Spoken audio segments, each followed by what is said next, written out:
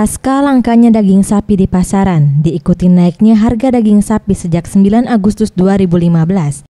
Alex Nurdin, Gubernur Sumsel yang ditemui pada Selasa, 11 Agustus 2015 mengatakan akan menindaklanjuti dan melakukan koordinasi dengan pihak terkait mengenai daging sapi. Alex menghimbau kepada masyarakat untuk beralih ke mengkonsumsi tempe sebagai alternatif lauk pauk, karena nilai gizi tempe tidak jauh berbeda dengan daging sapi. Daging dagati makan tempe. Jangan maksudkan diri untuk makan daging. Pemerintah pasti sedang berusaha mencarikan solusinya. Tapi itu kan makan waktu. Nah sementara itu udah usahlah. Aku tidak makan daging lah bertahun-tahun biasa baik. Banyaknya aksi mogok yang dilakukan oleh sejumlah agen penyedia daging sapi yang bukan hanya terjadi di wilayah Sumsel namun hampir seluruh Indonesia. Farel Dwi Satria, Sriwijaya TV.